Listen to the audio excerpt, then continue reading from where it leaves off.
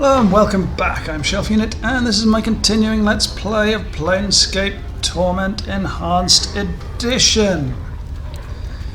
So, let's go around. We went down into this part of the hive, this southernmost part of the hive, and explored around, got in a few gang fights, a little bit hurt. And now we're in this pub. So we're going to talk to people. More people. That is. Let's talk to Garen. You see a scaled fiend who looks very familiar to the one standing next to him. In addition to the pierced left ears, both are black-hued and reptilian. Bat wings tucked against themselves. This one has a small scar under its left eye. Greetings, old comrade. 'Tis truly a joy to see you again. Again? What I mean, dear man, is that time, our old enemy, has performed a vicious disservice on you. It robs your memories and steals your recollections. If you do not recall us, why is it? Because you have fallen prey to one of mortality's weaknesses. We are old friends of yours, old indeed. What can we do for you?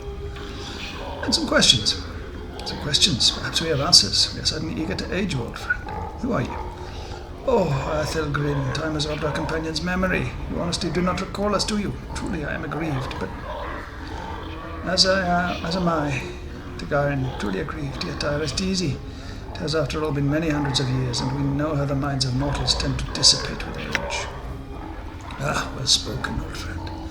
We are a pair of Abishai, on leave from our current assignments in Bator. I'm Tagarin, the thrice damned, so named for my ability to find the best in every situation. This is Athelgrin, who's earned himself no special name, though not for lack of trying. Trying? What do you mean? Athelgrin ignores you as it responds to its companion, and once again, Tagarin, you have cut straight to the truth of the matter, though perhaps it is best not to have earned the sort of notice one bearing the name thrice damned must surely have incurred. I had some other questions. Mort whispers to you. Boss, I don't like this. They're not supposed to be here. The Blood War hasn't kicked the Celestials' asses bad enough that anything can go on forever. They want something. Tread carefully. In the meantime, Garen continues to respond to its companion. In its turn, Garen ignores you as it replies to its comment. Once again, I maintain that notice is better than no notice at all. The Abishai turns back to you. Old friend, does this answer your question? As to what it identifies, I suppose we'll have to do and some other questions. We are certainly eager to aid you, old friends. What are you doing? What are we doing? Why is it not perfectly clear, old friend? We are on leave from our beloved assignment, taking for ourselves some much-needed rest and perhaps inducing some additional recruitment for our glorious cause. Our superiors fully support our presence, to be sure.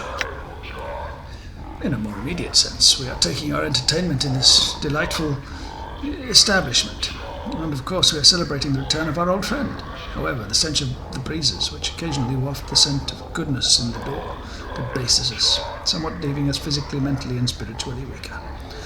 Fortunately, the air in this ward of the city carries a delicious tang of pain and supplication. Wouldn't you agree? Again, the fiend smiles bored at you. I had some other questions. What is this place? This is the Smouldering Corpse Tavern, one of the more entertaining taverns your kind has seen fit to erect in the city. The poetic justice of a burning fellow at the front of the establishment is really quite a fine touch. Was there something else you wish to speak of? Tell me about fiends. As we see it, there are two kinds of fiends, those who are correct and those who are not. Our side, that of the Batazu, is correct. The other side, that of the cursed, hated, chaotic Tanare, is incorrect and must be exterminated. We hold the Tanare directly responsible for the Blood War. Were it not for them, we could have settled the lower plains in peace. We wouldn't have all the bother of fighting this wretched war, nor would the unfortunate spillovers into the other planes be such cause for concern among the namby-pamby and do-gooders. The Tanare are directly to blame for the multiverse's sad state of affairs. That's not really what I was asking. I wanted to know what differentiates you from them. The fiend pauses a moment and then brightens. Ah, yes, you see, we represent law and order. Those who break the law must be punished. If we have no law, we have only anarchy, and surely you can see what anarchy has done for the Abyss. To spawn horrors beyond imagining. Any excesses the Beta Zoo state may have indulged in, simply to counter the rising tide of chaos represented by the Tanari.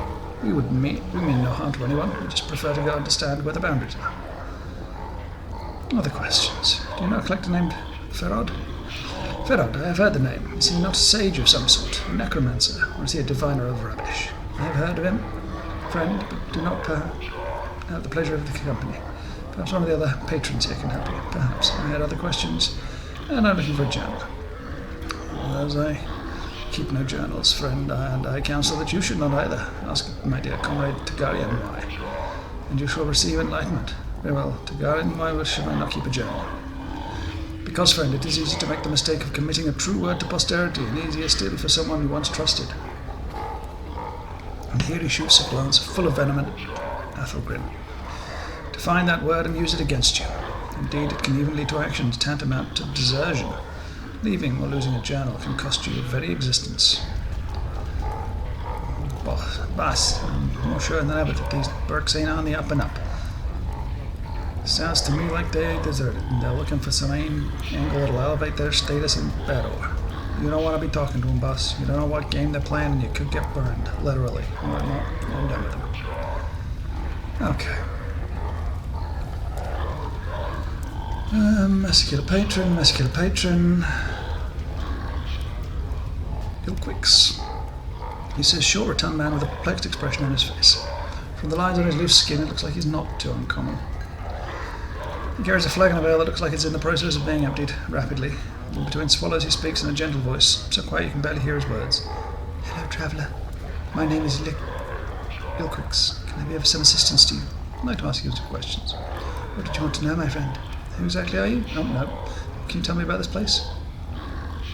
This place, the Smouldering Corpse Tavern, a fine establishment with a fine owner. Barkis is a true gentleman and ambitious to increase his standing to boot. These, I feel, are the most useful qualities one can possess. Who exactly are you? I am but a humble man with a slightly flowery poetical bent and a tendency towards the supernatural. I must regret that I have none of my supplies here. I should be most eager to teach you the ways of power. Perhaps at some later time. Yes. Can you tell me of the patrons of this place? Patrons of this tavern are many and varied. I have spoken with most and find them delightful, with the exception of those creatures of law. He gestures towards the pair of Abashe, sitting in the corner. They taint the air with their presence, leading a welcome and wholesome stench to an otherwise pleasant environment. I recommend speaking to Barkis. I understand that he requires some aid with the trifling matter. Then we have that O character. I'm still trying to understand him fully. It's quite an undertaking, if I say so myself. And those are the folk of interest here. The others, well, perhaps I'm too discriminating. Why do you despise the creatures of law? Ah, fine question, my friend. My upbringing has been on the chaotic side of the Great Ring. You may speak to Candrian Ilborn, a great mystemer if I ever heard one, of the plains. He fancies himself a great planewalker. To return from my digression, I have been many years with chaos, and find it pleasantly agreeable. To me, the taint of law orders in those creatures there is reprehensible and tyrannical. And to be crushed underfoot, I'd rather it be by an individual than a machine that knows nothing of emotion. I very much agree. Ilquix smiles toothfully, his fat cheeks barely moving. To each his own, I say, did you have more questions? Yes. Who is that burning man? That is the last unfortunate who chose to exercise his individual will without the strength to back up his desires. His name is Ignis, and he is a pyromaniac. He burned and didn't burn the right people and wound up channeling more raw power than he could control. Oh, well, you can see what became of him. If you wish to learn more of him, perhaps that poor creature Drusilla can help you. I see. Farewell. Okay. Ilquix, there's Barkis. Okay, let's talk to Dakon. And before you is old. His dry yellow skin is the scars of one who travelled everywhere and never rested long in any one place. His pinched face is inhumanly angular, and his ears sweep out from his skull, tapering to points. He wears a loose-fitting orange tunic, and a strange shimmering blade is strapped across his back. The blade looks to be a two-pronged glaive, made of some metal whose surface swirls like a film of oil on a pond. Greetings. The man turns to you, his eyes like polished coal. He stares through you for a moment, you wondering if he might be blind. The weapon suddenly turns a dead flat black, mirroring the man's eyes. You alright? Hail, traveller. His voice is quiet and somber, like the wind whispering through the branches of a great tree. Hail. Your eyes have the weight of one who has traveled far to be in this place. The man meets your gaze, his eyes burrowing into yours, his weapon drains of its black colour, presumably shimmering you noticed before you spoke to him. You could say that. The man's gaze does not waver from yours. I am known as Dakon. The emphasis he places on the word known strikes you as odd yet familiar at the same time.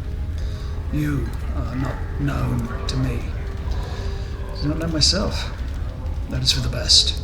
In knowing yourself, there would be little in the plains left worth knowing. He falls silent for a moment, still studying you with his cold black eyes. I would know why you have come to this city. Looking for answers. I have many questions. Speak your questions. I will hear you. Your features are unfamiliar to me. What are you? A Githzerai. A Githzerai? A Githzerai is one of the people. One of the people? A Githzerai. Yes, but what are the Githzerai exactly? Dakon is silent for a moment, then speaks. Our history does not need to be made known to you. We would bleed to death on Time's blade before I recited a fraction of the histories of our people. I don't need to know your histories, but I would know of your people as they are now. Dakon is silent for a moment. Know this and accept it as an answer. We are the people who make our home upon the shifting plane of limbo. With a deft motion, Dakon slips the blade from his back and holds it before him.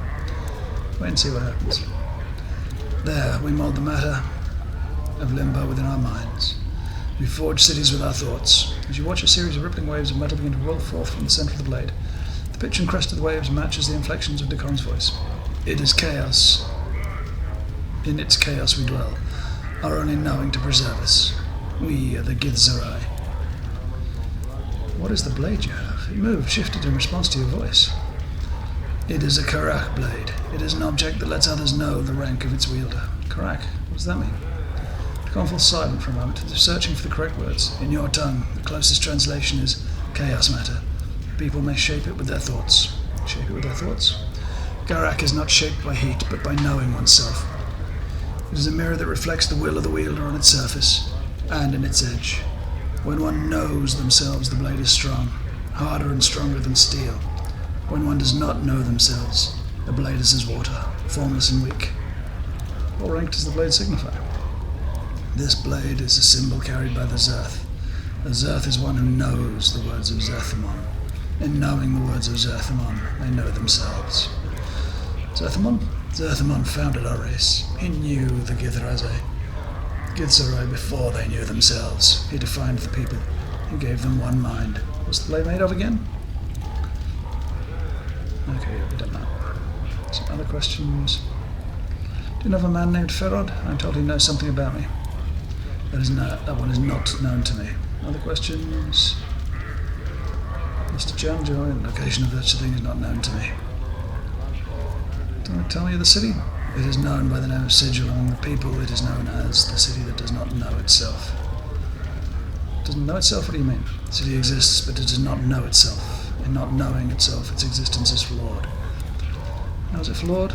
The city exists in opposition to itself. It has set itself apart from the planes, yet it seeks to be everywhere at once. Its worlds are doors, yet it keeps these doors locked.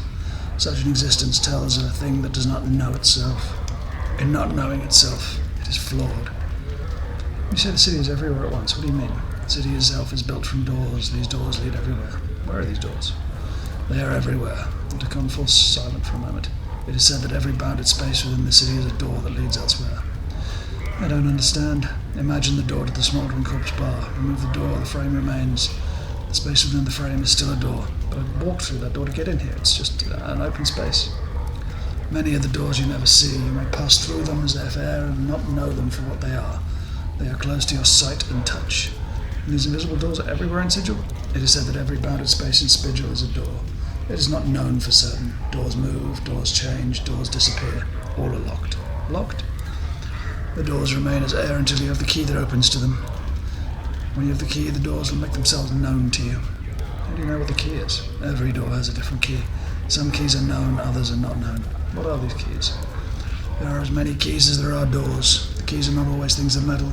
The keys can be the clashing of two swords, a drop of blood drawn from the tongue of a dying man, the memory of a past love, or an angry curse hurled at the sky. When the key and the door match, the door reveals itself. Sounds as if finding all these keys and doors can be difficult. Such a task has been attempted but never finished. As the city changes, the doors change. Nothing known remains known for long. Thank you for the information. Farewell. If you turn to leave, the man speaks sharply. The first time you've heard his tone change since the conversation began. Hold. The man's voice lines out. The city is not known to you. I would travel your path with you. Excellent. I accept. Your path is mine. Strangely enough, his voice seems distant, and it echoes as if he was speaking from across a great distance. Very well, let's go. Oh, we have got an achievement. Gained a Dakon as a companion. Endure. Have a look at him. In enduring, grow strong. Yep, thank you very much. He has space for tattoos. On the wrist, he has Dakon's Earth armor. It's an armor class 5. Okay, only usable by him, armor class 5. It's pretty heavy. Dakon's ceremonial Zerth armor is fashioned of interlocking metal rings formed of the same substance that Dakon's blade is made of. Unlike the blade, however, it does not appear the armor changes based on the mental state of the wielder. Armor is worn over a padded red tunic, and spike braces and shoulder pads have been added to give greater protection to the arms and upper body. While Dakon's armor is similar to chainmail, it's lighter and more flexible, allowing him to wield his sword more effectively. Furthermore, it seems that when the sword and armor are used in tandem, the armor becomes even more fluid. Whether this is a unique property of Kurach, or whether this is some magical effect of the two items is unknown. With his blade, 2 to 9, it gets +1 to armor class, +1 to Thaco. It's a Deserth blade, chain blade. Used only by him on the Gazethries. Gith Zora's home plane of limbo, solid matter, blah blah blah. Substance called correct, blah blah blah blah blah. It's not known whether all Gazeri the Zerth carry such weapons. Certainly a weapon that depends on the integrity of the wielder would be entrusted only to those who have learned to discipline themselves. Okay. A Whispering Flask invokes aid. Holds a peculiar powder called the Whispering Motes, loose translation of the Gith expression, forming a healing powder commonly used by the Githzari. On the plane of limbo, when the stopper is pulled and the spice touched on the skin of the wounded person, the spice travels through the injured person's body, generating raw matter to fill up the holes. Its physical form, no matter how small or large. In order for the spice to work, the user must concentrate on the healing effects with the proper discipline. Practice Githzari can even heal the greatest of wounds. In addition to its curative properties, it's also the element in several of their rites of passage, believed to be the spice. Also fills the holes in a person's psyche, removing doubts and giving them focus and purpose.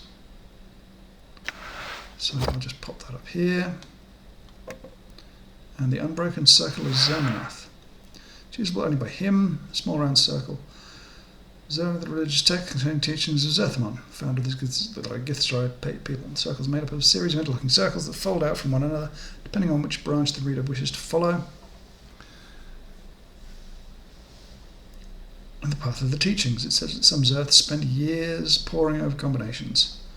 Plates looking for new significance in the teachings. Dakon seems to use the text as a means of focusing his spellcasting abilities, for which he pores over the tablet, occasionally memorizing the words. I cannot part with that. Okay, so that's good to know.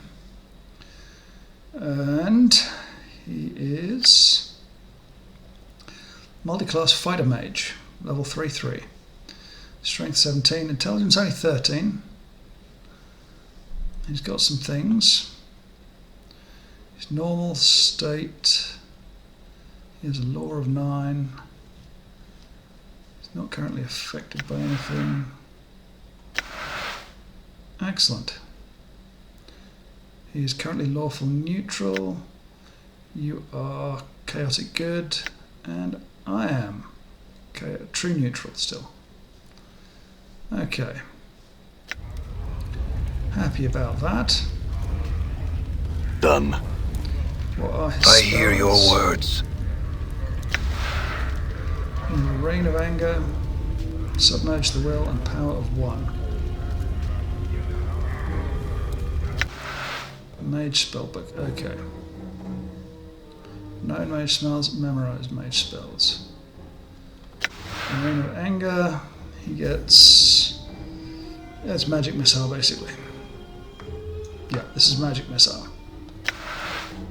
Submerge the Will. This does an armor class of 2 against all attacks. Okay, so that's good.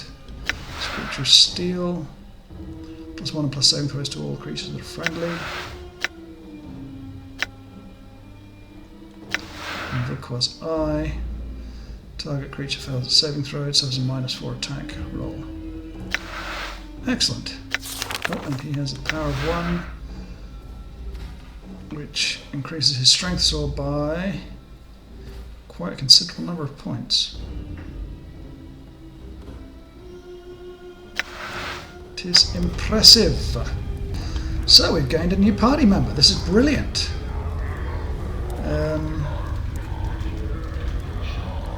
Kandarian? Okay. I don't think I've talked to Kandarian. He's a soft-looking man with a gentle, far-staring eyes. He dresses in supple leather clothing and carries various implements of use and destruction about his body, such as ropes, spikes, tinderboxes, and empty vials of air. He looks half gone, literally. There's an insubstantiality to his existence, as if his existence had been partially leached away. He focuses those eyes on you, and suddenly you find them gripping and determined. Greetings to you, O Seeker. Greetings. He carefully sets down the mug he's holding and gives you all his attention. I've seen the far reaches of the multiverse and returned to tell the tale. I've walked upon the bodies of dead gods and spun moonbeams in the astral ahead of 1,000 shrieking Githyanki nights. I have passed the edge of existence and watched my essence shiver away before me. What is it that I can do for you? Perhaps I have answers for you. Speak, and I shall tell you. Who are you? I am Kandarian Ill-born, traveller, dreamer, tale spinner, and so forth. A traveller, tell me the planes. I'm tired, Seeker, so tired. I'm fresh back from negation. I will answer what I can for you, but I cannot promise that you will find satisfaction in the answers. What I give, what would you know? Would you hear of the outer planes, the prime material, or the inner planes? What's the difference? The difference is true essence, Seeker. The inner planes are made of matter, substance, true physicality. They are the building blocks of the multiverse. For it is from them that all belief in the elements springs. The inner planes filter through the ethereal plane of potential, some say, which forms the elements into the worlds of mortals. Once past the ethereal plane, one reaches the prime material, where exist all manner of mortals and monsters and myths and machines. It is there the belief is born, and there that the spirits that create the outer planes are born. When mortals die, they pass through the astral plane, and no place that is thought and mental energy itself. It is all in all things, and in none. It is paradox. Among other things, and it filters in spirits into the great ring. Do you comprehend so far?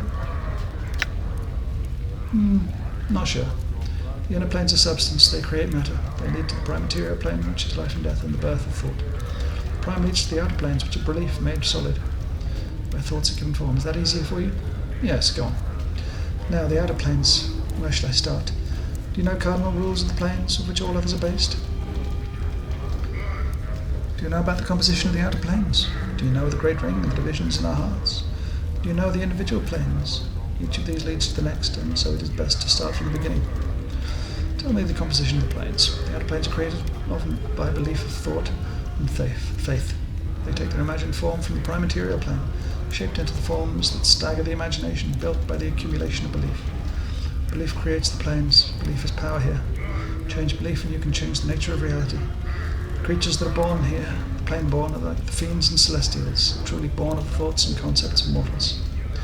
They each express some sort of ideal, and the more powerful the ideal, the more powerful the being. Thus, the being that symbolizes love is one of the strongest of all. Go on. That's why the powers of gods, some call them, live out here. This is where all the faith in them comes. This is where they are at the most pure and strong. And their realms are extensions of their very beings, manifestations of their godly essence, informed by all belief.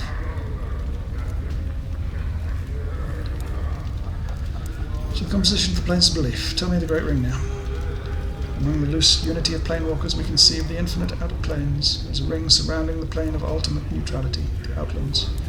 The spire atop which Sigil sits is in the centre of the outlands. The further one travels away from the spire, the less neutral the plane grows, until it spills into the neighbouring planes. Each of these planes impinges on the outlands, spinning themselves into law and chaos, good and evil. The great road marks the demarcation between the outlands and the gate towns that spring up around the gates to these planes. Beyond the gate towns lie the hinterlands, uncharted territory that is lost to the history that loses thought. Danger lies in the hinterlands. Go on. The outer planes differ by morality, not substance. For you, we'll divide the planes into three sets. The upper planes of good, the lower planes of evil, and the boundary planes of neutrality. These are then divided further by law and chaos, with the outlands in the middle. Which of these interests you? Upper planes. Of the upper planes, there are neutral planes, the lawful planes, and the chaotic planes. What would you know? Neutral planes. The neutral upper planes contain the beastlands, a place of neutrality and goodness, with a slight tinge of chaos, where the animals rule in the eternal noon and night. They hold Bitopia, twin paradise of industry and labour. They all work towards the good of all, and Elysium, the sweetest plane of goodness and calm I have ever come across. Alas, right now I am not well enough to enjoy any of their restorative effects. What would you hear of now? Rest of the upper planes. Lawful planes. Kandrian gives a small shudder. I am not the best person to speak of the planes of law, he says. For the innate structure and ultimate patterns they impose frighten me. I stay clear of them, because I value my individuality more than I value the knowledge they'll bring me. They include regimented Arcadia, nearest to the good plains, to the unbending order of Mechanus, and Mount Celestia, home of the Archons, and the island of the Silver Sea.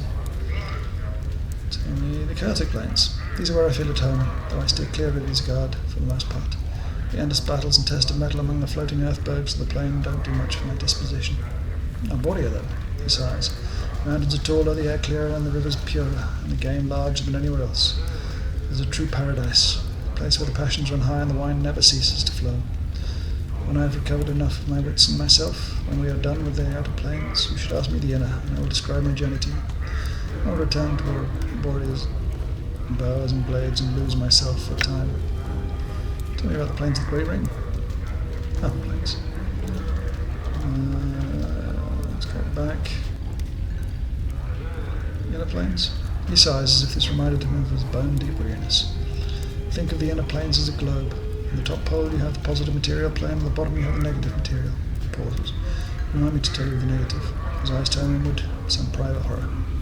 From the interaction between the two springs, all the urge for existence and non-existence, death and life, actuality and nothing. From them spring the eternal elemental planes, like fire, water, air, and earth.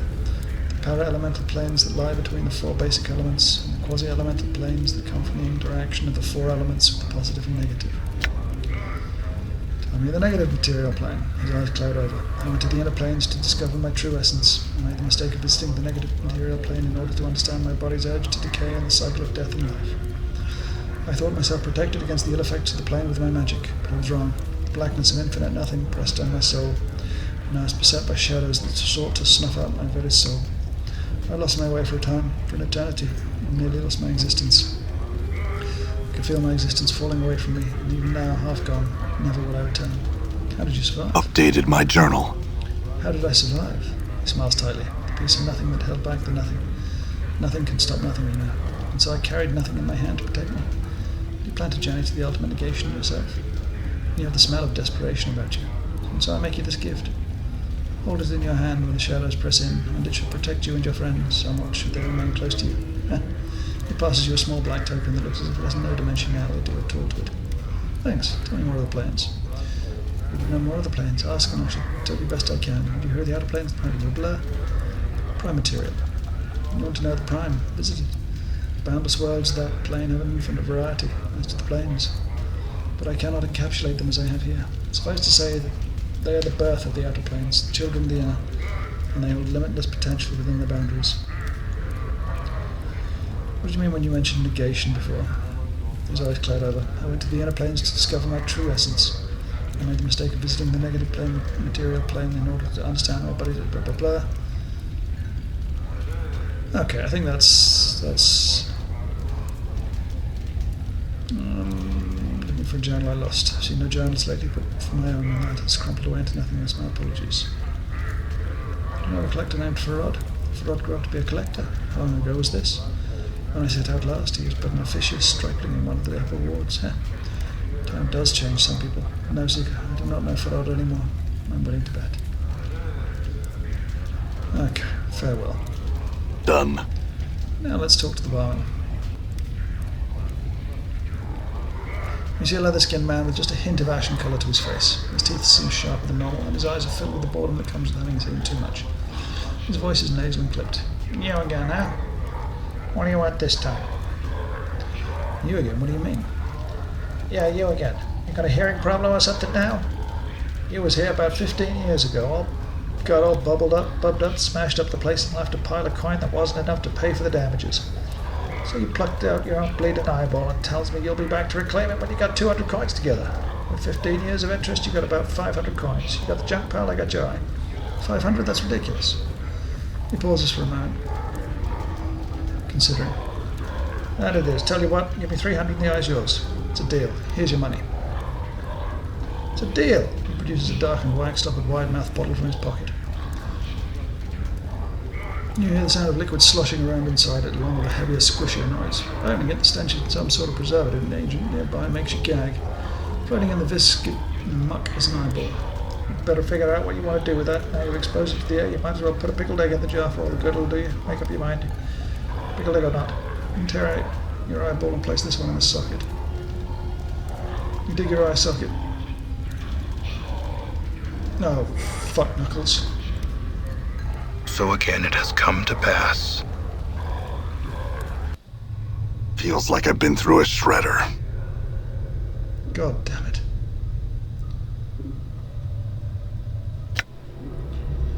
God damn it.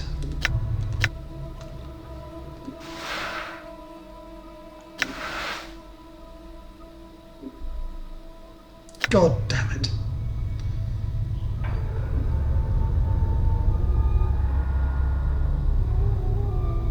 Done. Okay. Oh, do we want to go down?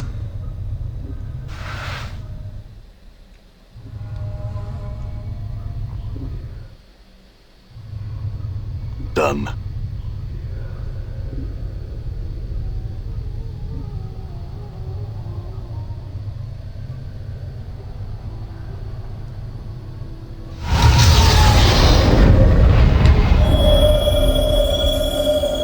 All right. Back out. I'm gone.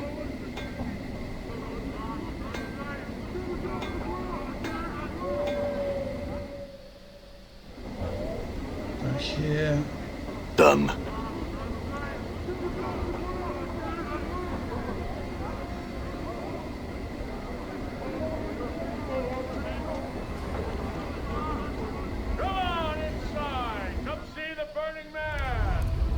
I'm gone. You'll love it. You Okay. come on in. Back again. What now? Who are you? Me, I'm Barkus, the owner and keeper of this place. What is this place? Did you see the sign out front? Don't you see the burk burning over the furnace when you came in? It's the smouldering corpse. Cut of best damn bubhouse in Sigil. At least it's the best damn bubhouse in this part of the hive, which makes it one of the best in Sigil. Hey, they got fancy places with plants and the ladies, such in the ladies' ward, but they got fiendish taverns salted around the rest of the hive, but none of them got the character of the smouldering corpse. Who is this corpse anyway? Hey, Magnus used to be a flame wizard, burned down pieces of hive. Got himself scragged by a bunch of other mages. You want to know more about him? Go talk to Drusilla Bound down by the door. Hurry up with you. Looking for a journal. Journal, paper and words, friend, that sort of thing don't get much stuck down here in the hive. Folks here can barely read the sign above the door, much less an entire journal. If you're looking for a journal, why'd you'd do better to have a system instead of asking fools willy-nilly. Actually, I'll ask for advice. Answer a different question here. I'm looking for Farad the Collector. He turns and spits on the floor. Farad, fuck. You may just as well turn your back and let him stick a dagger in it. Though from the looks of you already have. You're dead set on finding Farad, pardon the pun, talk to Eb Crickneys over there. He should know something of value. Thanks. God, well, plus side, I'm healed fully back up to. It's just really annoying that we just lost our 300 gold on a pointless eye.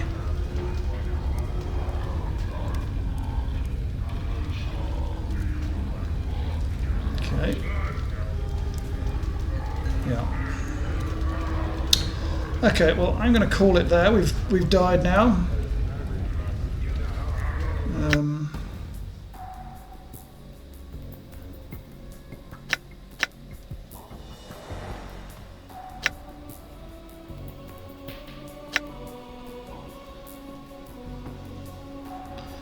Lots and lots of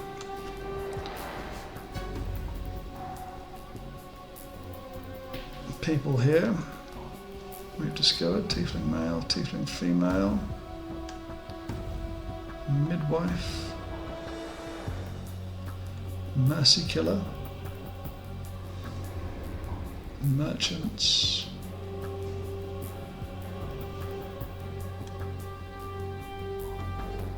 huge thugs, harlots, Zerai. Ebb Creek Knees.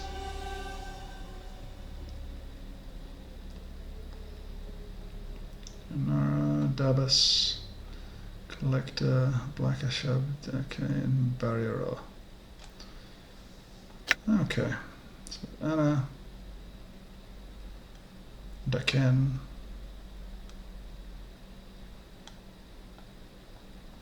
So he's a viable option. But we'll talk to this guy next time. So I'll say thank you ever so much for watching. If you've enjoyed, please subscribe. If not, do not worry about it. Next time I will talk to him and see if we can rescue him. Thank you again. I'll see you next time. Goodbye.